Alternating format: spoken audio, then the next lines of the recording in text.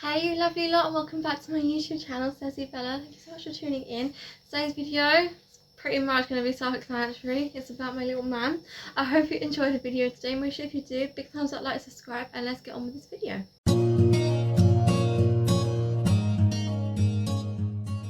Hey you lovely lot, and thank you so much for tuning in. If you are new to my channel, hi, I'm Sarah, aka Ceci Bella. I'm mum to 5 gorgeous babies now who are 13, 9, 4, almost 2 and 1 month old today. And if you've come to my channel before, hello and welcome back, and thank you so much for coming back. Right guys, I feel like I do this all the time. Like, I just say, yeah, I'm back, here's some videos, and then I just go away again. I think my last video was when I was 34 weeks pregnant, and it was probably a haul video, and it was in my head, Pretty Little Thing. That's the video I did. So I thought I would just do a video today just to be like, where have I been and what's been going on, and introduce you to little man, obviously, and hopefully I will not just go away again. Yeah, so my last video was 34 weeks pregnant, and basically if you're on my Instagram or if you've been on my community bit on here, I have been struggling a lot in the last couple of weeks of pregnancy, whether that's been aches, extreme pains all over my body. I have had rib flare, which I'm not even gonna lie to you, I'd rather give birth 1,000 times than have the rib pain. It is excruciating. Like, I would just be in so much pain for hours, and it just goes when it wants to go. Sometimes it would last 10 minutes, sometimes 20, sometimes an hour, sometimes even more. And it literally got to a point where it would go once I had been sick, because my body just couldn't take the pain anymore, and then it would just slowly start to go down. I spoke to the midwife about it, I spoke to the doctor about it, and they just said, yeah, it's rib flare, it will go once baby is here. Nothing we can really do about it. Wear a pregnancy band to support your back and everything, and nothing helps. And honestly, every day I just wanted to cry.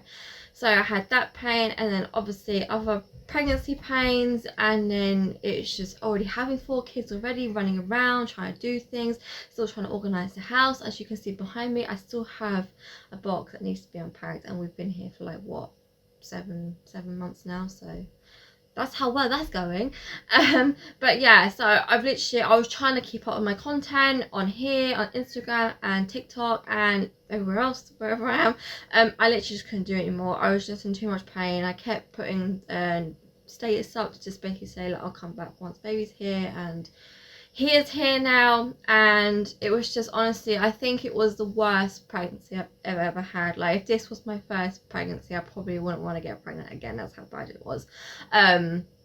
But yeah, he's here now, it's done, and I'm just like so thankful that that pregnancy is over. Don't get me wrong, there's parts that I will miss, i.e. him kicking in my belly, and obviously all the nice pregnancy memories.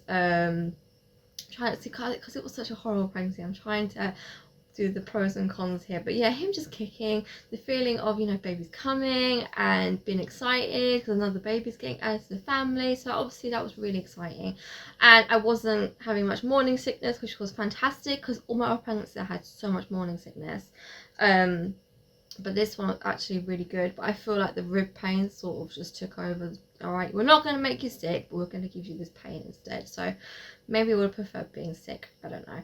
But I'm so glad it's over, pregnancy's over. And yeah, today's video as well, I just sort of do a quick labour recap, as I did with Violet, which is on this channel as well if you wanted to see that one. That was a really good, positive induction labour.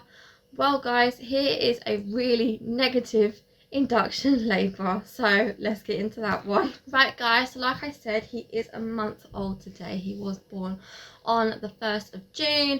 I think it was at 12:30, just gone 12:30 at night. So yeah, that is his due date. Well, no, his due date was the 3rd, but obviously induction came on the 1st. But it was the worst induction of my life, and that I've expressed on my other socials as well.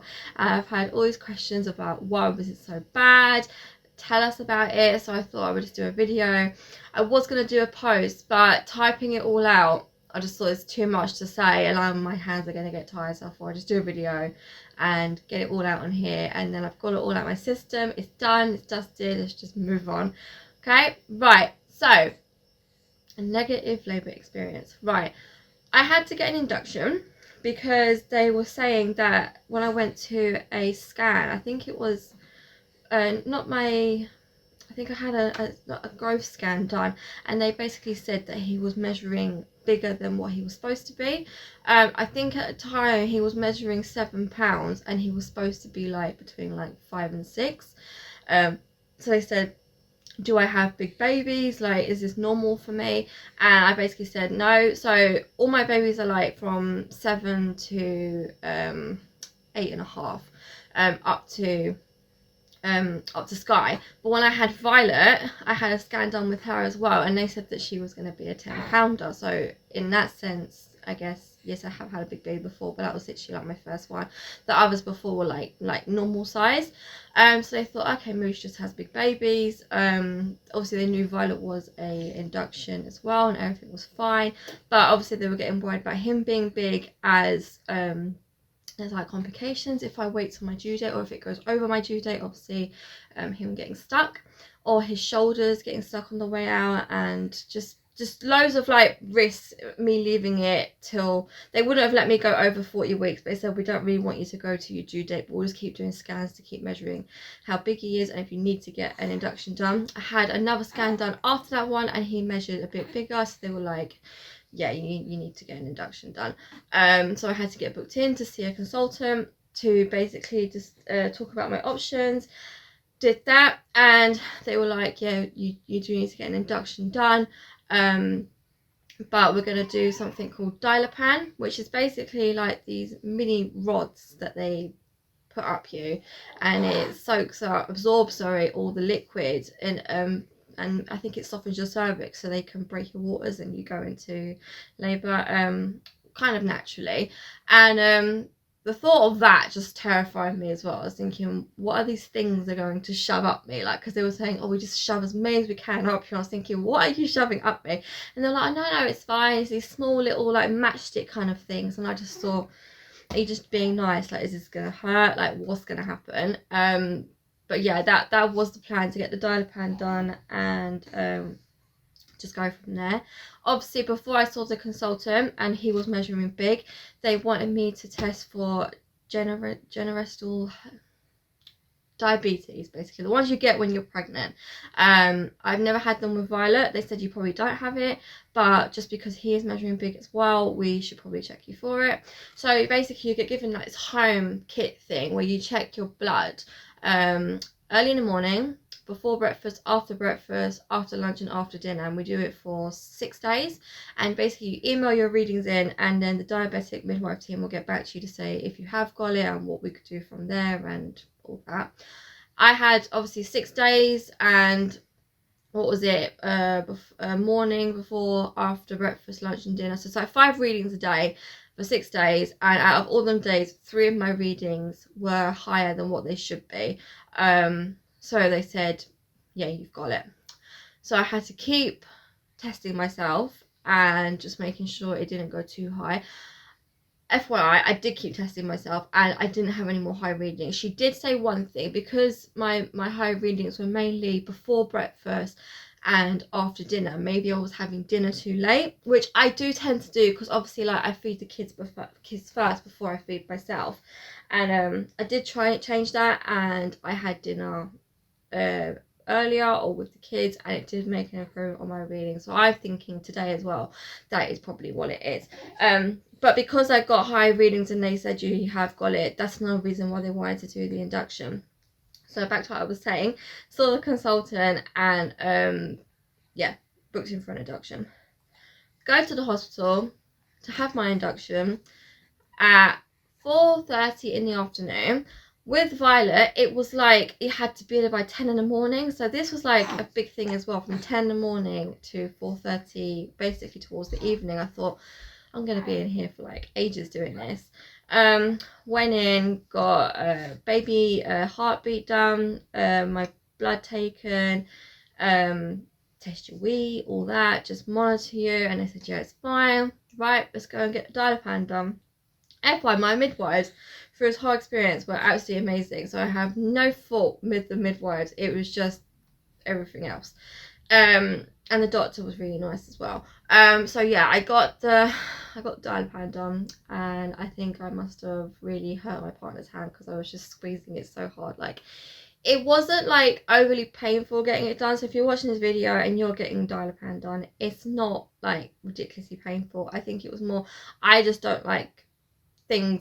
I love being pregnant, and I love obviously having a baby, but when it comes towards the end of the labour and everyone's like shoving their hands up you, and you know, and got to make sure baby's okay, and they do the examinations and stuff, I just hate that part. So the dial-a-pan was obviously, had to get this, my cervix all opened out and then put in, and I just hated the whole thing. It was horrible. But some fine print, you get it put in and it says you have to wait 12 hours before they take them out, and then see if your cervix is opened up or softened, so they can basically reach in and break your water. So obviously I was staying there overnight anyway. But I hated that. Like, I just thought, okay, this is going to be like a really long time in hospital. But yeah, I obviously got them put in and went back to the ward. My partner wasn't allowed to stay because obviously they have visiting times, so he had to leave at like 9 o'clock. So all through the night when he was gone, I couldn't sleep anyway because I was already having like minor contractions before getting them put in, but they weren't strong enough for them to say, yeah, you're not getting it done. So all through the night I was getting contractions, not like on and off, but like just not consistent, and like, yeah. But it didn't work, the dial-a-pan. The next day, doctors came over, said, right, we're going to take him out now, see if everything's okay down there, if they can break my water. They took him out. They showed them to you after, by the way. Like, do you want to see them? I'm just thinking, all right, just show me. And they just don't ask to see them. It's disgusting. But yeah, I did see them. They did get them out, and yeah, baby, they did. Yeah. Sorry, he's looking at me really cute. And they got taken out, and then they had a feel to see if they could break my waters, and the midwife couldn't do it. So they got the doctors to come and see if he could do it, and they said, like, you're only 1 centimetre dilated. Yeah, this isn't happening. Which I was really annoyed about, because they said that I couldn't have any other form of induction done because I had it done with Violet, and they said that it would be too overstimulating for my cervix to get it done again. It could like cause problems for the baby or problems for myself, or it might just not work. But the dial-a-pan didn't work for me, and I found out afterwards as well, which really annoyed me, that it was more like they're just testing it out. Like, they're asking, like, what they're telling all pregnant women that get induction to get the dial-a-pan done. Like, every woman that came into my ward bit while I had the rods in was saying, yeah, you're getting the dial-a-pan done. But I would never want to get it done again if I ever did have an OB, which I probably won't, but I would never want to get it done again. It was like the most horrible experience ever, getting them put in, getting them taken out, the fact that it didn't work. Like, with them in as well, you think you couldn't go toilet, but you can go toilet, but I just feel like they were just going to fall out. Like, I think that's my own self-consciousness. They didn't fall out, and they can't because it's like right up there, but I hated the thought of it, and yeah, it was just horrible.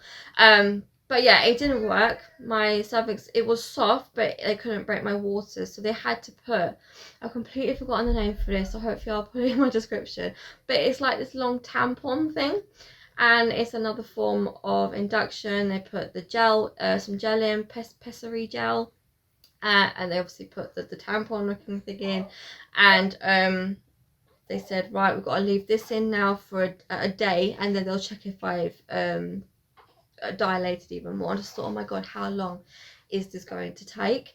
But as soon as I got it put in, within like an hour or so, my partner was like, right, with Violet, we literally walked all around the hospital to try and get things going, and literally with Violet, I did like 2 walks, and then that was it. I was in proper like active labour, and I could go to the other ward, so I thought this time, right, I'm just gonna walk everywhere. FYI, I did do that with the dial-a-pan as well.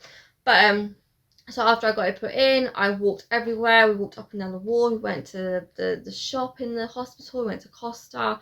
We literally just walked everywhere we could, and it was working. My contractions were kicking in, and I didn't have to wait the day. They wouldn't take it out. I kept saying to them, like, I'm getting contractions quite strong now. They're like, no, we have to wait. We'll monitor you on the monitor, make sure his heartbeat's all right, make sure you're okay. And they could see that I was having contractions as well, but they just wanted to keep it in.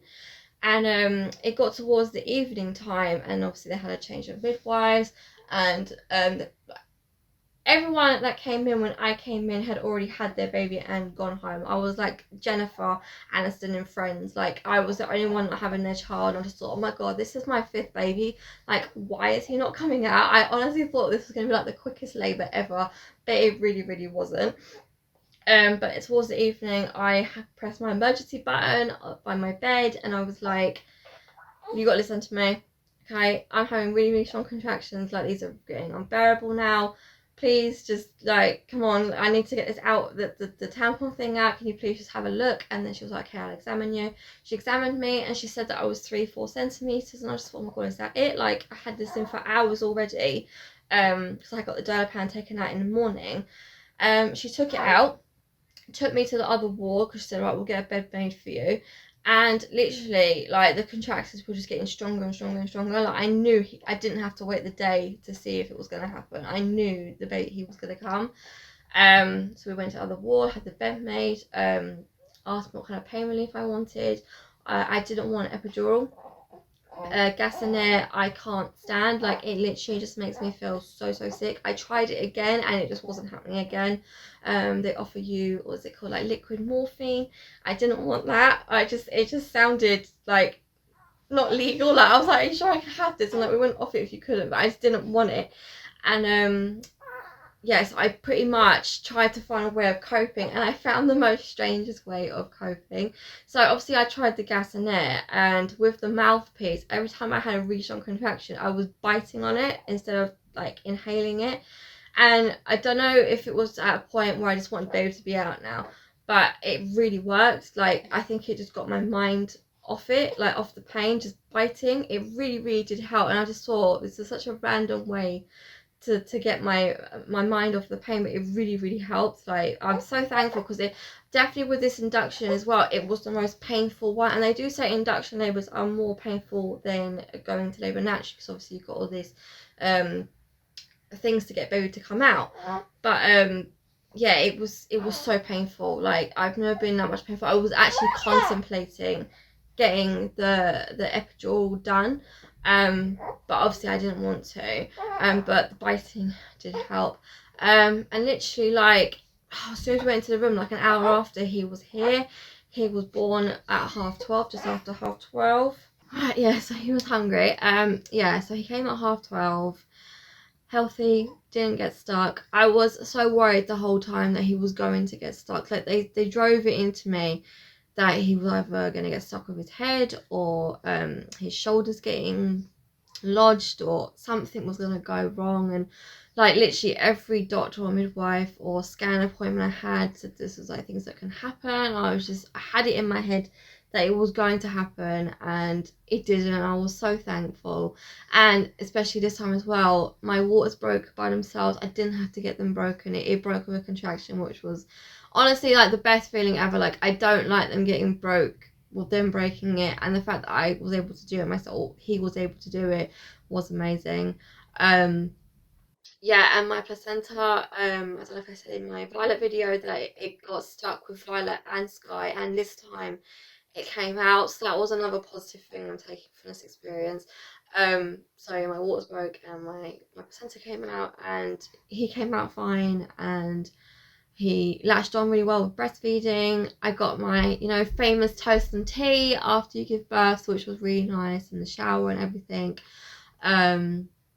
But yeah, it was just literally like the ways of induction was just horrible. The fact that it took longer than I thought it was. I think as well, because Violet was so quick and I wasn't in hospital for that long, I just thought it was going to happen again that way, but I was so wrong. Like, it was like, I went in on I think it was the Tuesday, and he didn't come until the Wednesday. So okay, maybe it wasn't that long, saying it out loud, but it felt really long, especially in hospital. I think time just goes slower.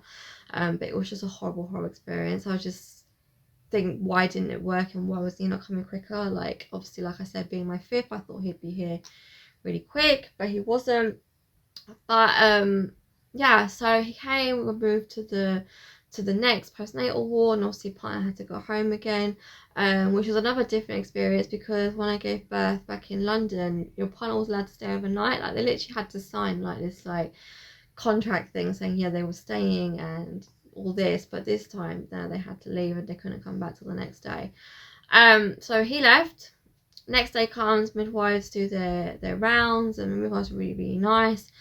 And I thought everything was going to be fine, and that was like the worst part over. And my god, I was so wrong. Like, the worst part literally just about to happen. So basically, like, the midwife came over to introduce herself and check on baby, and this little one decided to stop breathing. He kept holding his breath, and he went a bit blue, and like, it's like he couldn't, he just forgot how to breathe or something.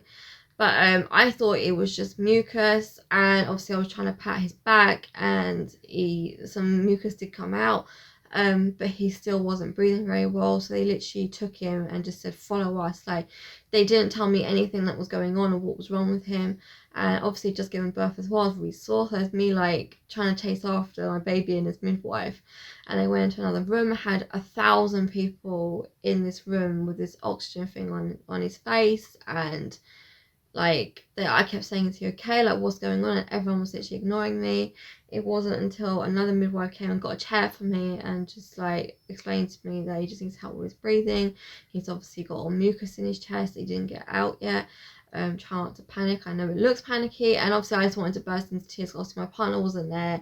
I've only just given birth, I'm all sore, I'm tired, I haven't slept, and now like there's something wrong with my baby. They were even called the ICU part. Is that the part where babies go? NCU. I don't know the names of things, but they were saying they need to get a bed made for him, and they weren't sure yet. And I just thought, oh my god, like, what is going on? I tried to call my partner several times, but he wasn't picking up his phone. Even the midwife gave me her phone to try and call him, because I thought there was something wrong with my phone. And he eventually got through, and he came to the hospital. But it was honestly like the worst experience after giving birth as well, like thinking there's something wrong with your baby. But they got the mucus out, his oxygen was fine again, and they just said, look, you know, we need to keep an eye on him, he's gonna have to stay another day now just to make sure he is okay. If it does happen again, please tell us. And honestly, I just burst into tears as soon as I got back into my little cubicle in the wall, because I just thought, oh my god, like, what is going on? From that experience as well, I just couldn't sleep now. I couldn't not put him down. I just wanted him on me all the time. They kept like saying do skin to skin with him, so I was literally just kept him on me the whole time. We kept feeding, kept watching his breathing.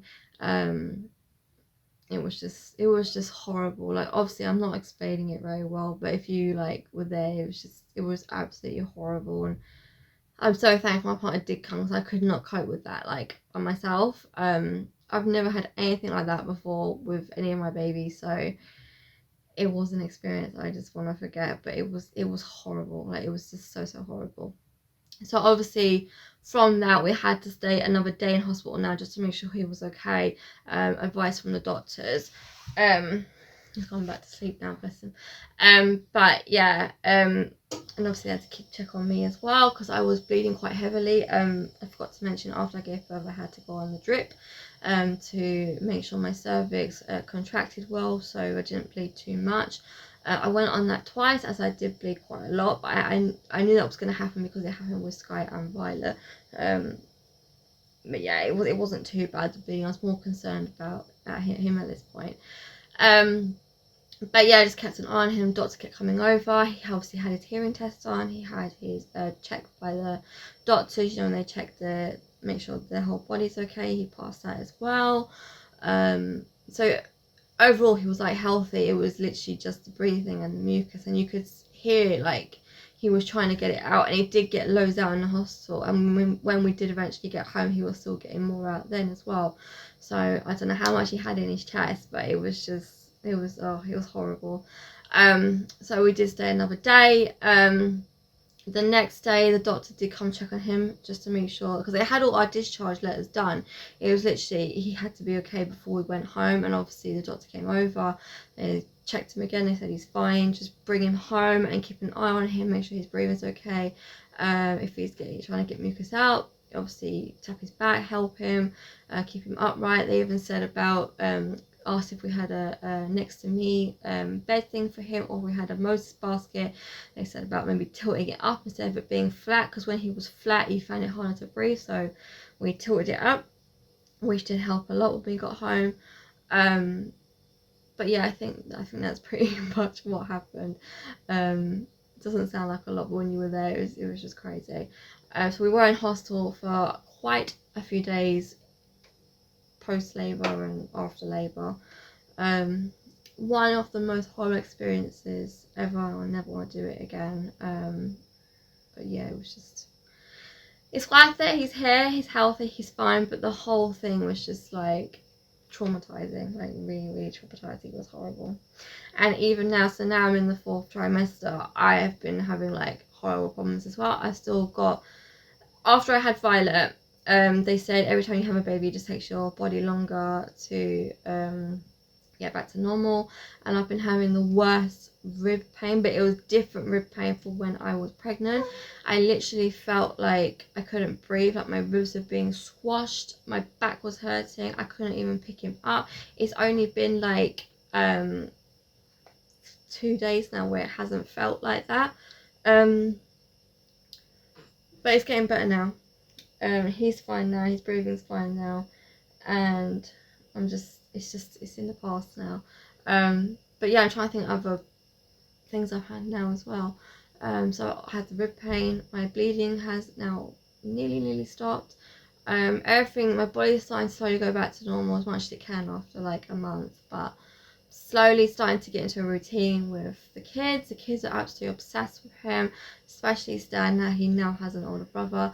Violet is like besotted with him as well. She's always trying to stroke him and hold him. And in CoComelon, Cody has a little sister, so now she's like watching all them songs and now looking at him like she now has a little sibling as well, which is really sweet. But yeah, everyone's like literally besotted with him, and he made like a perfect little addition to the family, and yeah, definitely completed our little family. So yeah, that is my birth recap for you. I thought I would do a video to just tell you basically what was going on and how my birth was, and that hopefully there'll be no more interruptions and I'll be on here. But I just wanted to introduce you to our little Bobby. His name is Jack, and everyone is absolutely besotted with him, aren't we? He's gone back to sleep now. He loves his booby milk, like he's just pure breastfed. He's such a greedy little Bobby, he loves his milk. And despite what you're seeing right now, him being asleep, he's not a good sleeper, but I'm totally used to that with my kids now. I don't think anyone's been a good sleeper.